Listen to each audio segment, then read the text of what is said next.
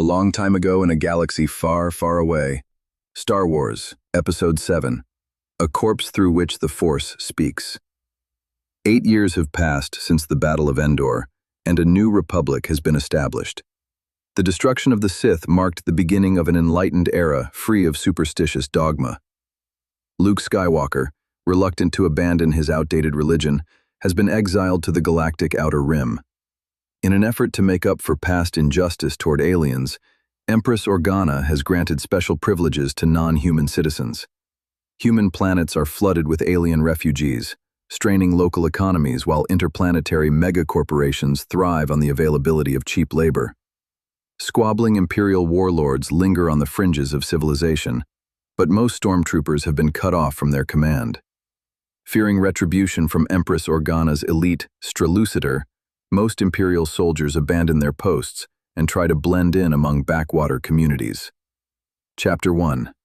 Dustbin of History. The trash liner dropped out of hyperspace spewing garbage from one of its holds. It was a square ship the color of rust, nearly featureless save for the beak-shaped bridge near the front and the gaping hole torn into its side by Kamarian raiders who had attacked before the jump to hyperspace. The trash liner spewed precious garbage into orbit around Tatooine as it made its descent. The recycling business was booming throughout the galaxy, and so it was that the ship was watched by thousands as it approached. They saw it as a yellow pinprick of light cutting a path across dust-choked pale blue sky. Then it became a black square blocking out the red sun. The trash liner did not make for the spaceport, but instead angled for the junkyard outside of Mos Eisley. Everyone had cleared out of the junkyard to watch the ship's arrival, some licking their lips in anticipation, others clicking and chirping to one another. They were eager to get a read on where the trash liner would dump its goods so they could get to the fresh trash ahead of everyone else. The trash liner skirted around the shell of a grounded Star Destroyer, a broken hulk endlessly bleeding sparks as the Jawas dismantled it. Even from a distance, they could hear the echoing cry of the trash liner's innards shifting, the roar of its contents tumbling against one another. Then the ship's undercarriage parted slightly, and a tidal wave of garbage poured forth. The sound of clattering steel and plastic was deafening, but still the scavengers down below cried out, "Section G! Trash dropping in Section G!" as they took off toward the junkyard. Aged vehicles roared to life, and aliens working in teams hopped on before the drivers sped across the desert. A few scavengers with their faces covered against the desert wind were lucky enough to have dewback mounts. The saddled reptilian beasts gave no complaint as their riders urged them toward the growing mound of garbage, some even pulling carts through the dust. Regis was among the unfortunates who had no vehicle or mount, and so he took off toward the trash fall at an easy jog. His tiny cart was small enough that it currently hung from his back. The protective pads on his legs made it difficult to run, but he knew he would be grateful for them later, and also grateful for his thick gloves that stank of sweat. Despite his lowly station, he kept his beard in order and wore a wide-brimmed hat to keep the sun out of his face so that he would not devolve into some kind of wrinkled, leathery creature of the desert. Still, he doubted that anyone would mistake him for a former Imperial. He was sure that even his old teammates would not recognize him if they saw him. Within the hour, Regis reached the mountain of new garbage and watched the trash liner go through its shaking procedure to make sure all of its holds had been emptied. It slowly retreated toward the spaceport as hundreds of scavengers began their climb. Just as he spotted the shiny limbs of a few droids peeking out of the trash, the cry of Tusken raiders sent a chill up his spine. Several scavengers scurried out of the way as a gang of robed Tuskens made their way up to the pile of limbs. No fights broke out as the raiders staked their claim, but it was a grim reminder to Regis that he would have to climb up the pile. Only the strong, or those who worked as a team, could take the easy pickings at the bottom of the pile. As a human, it was illegal for him to own a weapon, so Regis avoided the Tusken scavengers and began his climb.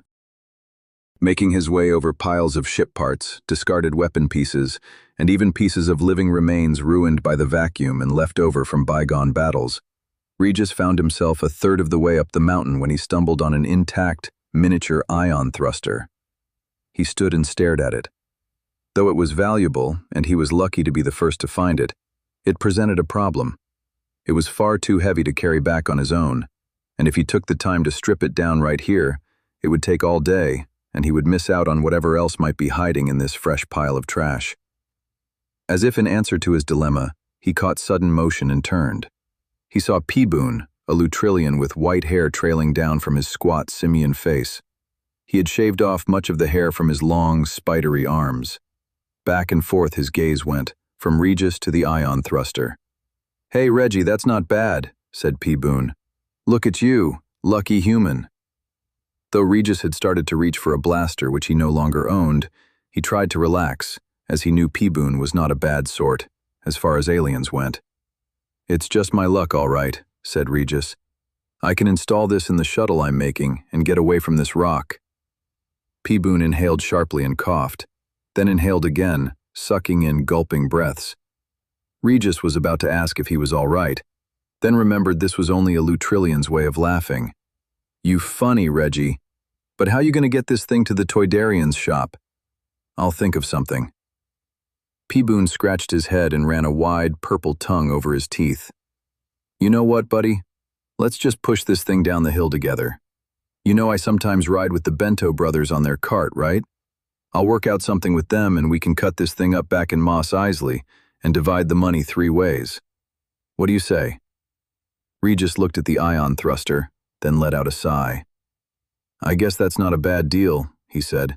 "I appreciate it, P-Boon." "Hey, it's no problem.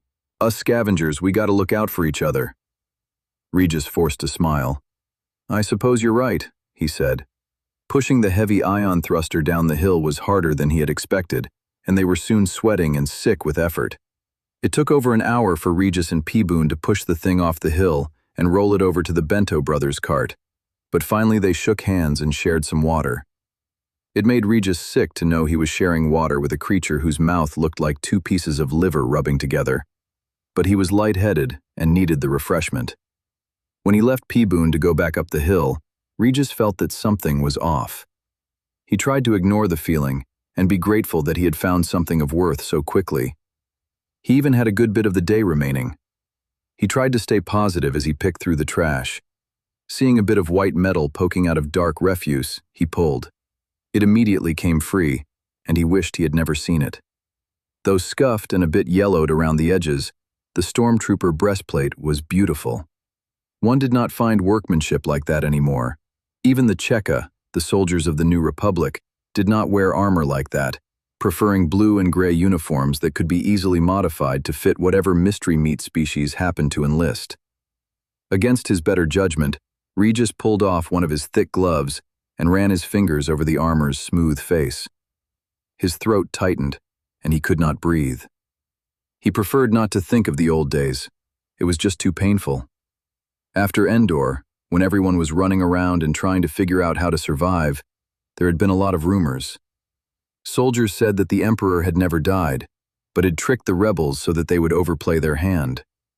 Then they said, okay, maybe the Emperor did die, but actually, he had found a way to transfer his consciousness to a clone body, so not only was the Emperor going to return, he would be a young man in the prime of his vigor.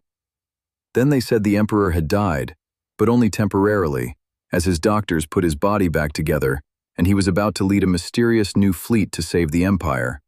Not just a fleet, but a fleet of fleets, with each ship carrying a superweapon capable of destroying alien worlds with each shot.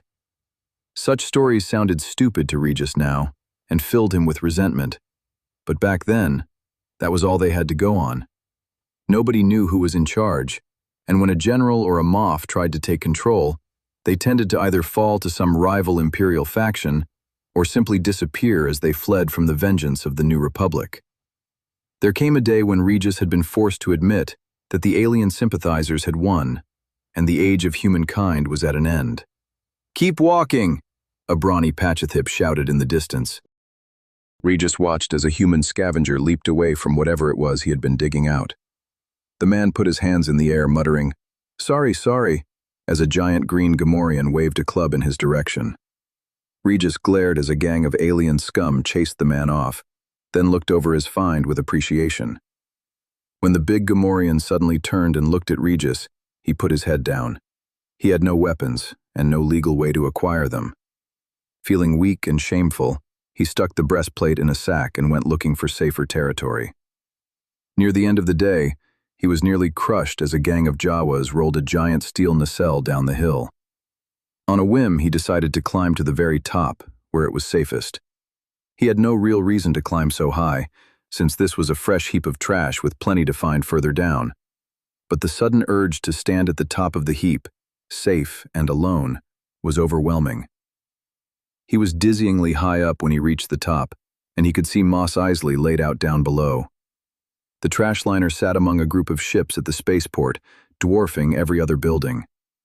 He could see his own home among the decrepit shanties lined up in the outskirts. He had to admit that from this distance, even Mos Eisley did not look so bad, though he knew better from experience. Growing depressed, he turned and looked at the twin suns setting, one pale and bright, the other sullen red.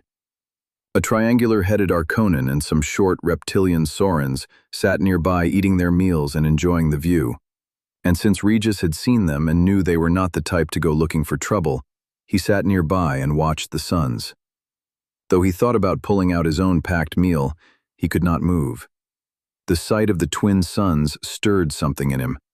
It was like the promise of adventure, the calling to seek something greater than what his sad fate had seemingly allotted him. Regis swallowed and shook his head, then turned away from the suns. He was no longer a young man. He knew better. There was nothing more to life than scrambling through garbage and avoiding those who hated you. No, the Force doesn't work like that, the Arconan explained to one of his friends. It goes beyond the material. You don't accumulate Force like a Republic credit and spend it on stuff you want. A Sauron trilled some strange noise and held his hands wide, but the Arconan shook his head. Of course the Force exists, said the Arconan. It moves us all. You're an idiot if you don't know that. I pray to the Force all the time. You think I have any problems? Nope, because the Force is my ally. Though his friends laughed at him, Regis had to admit the Arconan did seem strangely satisfied with himself. As an Imperial, he had been trained against foolish superstition. It was men and machines that won wars, not wishing and making obscure hand gestures. Regis sat on a rusted steel case and retrieved his meal, then suddenly stopped. He was bothered by an idea.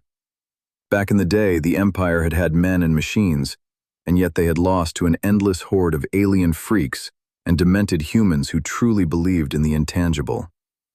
What was even more disturbing, he had heard his fair share of rumors that Darth Vader and even the Emperor were practitioners in the ways of the Force.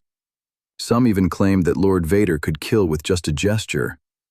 If that was true, it would not be impossible that the Jedi of the past might have been able to do something similar.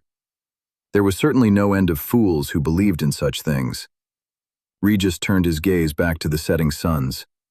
Again, the strange feeling struck him. Was there something more to life? Feeling foolish, he cleared his throat. Force, if you're real, if something or someone is out there listening, he said quietly, I don't ask for any big fines. I don't want wealth. I don't even want an easy life. In fact, I hate lazy, worthless creatures. But I don't want my life to be worthless. I don't want to... Regis choked. Closing his eyes, he forced himself to continue. Even sitting on this pile of garbage, I want to live a life that means something. Regis heard commotion and thought at first that someone had heard and was laughing at him. Turning, he saw the Arconan and his companions fighting over something.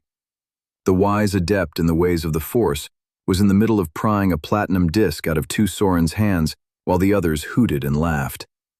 Regis shook his head in disgust. Typical aliens, he said under his breath. He pushed up from his seat and, looking for a place to relieve himself, he saw a latch on the steel case he had been sitting on. Kicking it open, he saw an old astromech droid lying inside. Though the blue highlights on its white body were scuffed with age, it looked to be mostly intact. Regis's mouth fell open. What a find!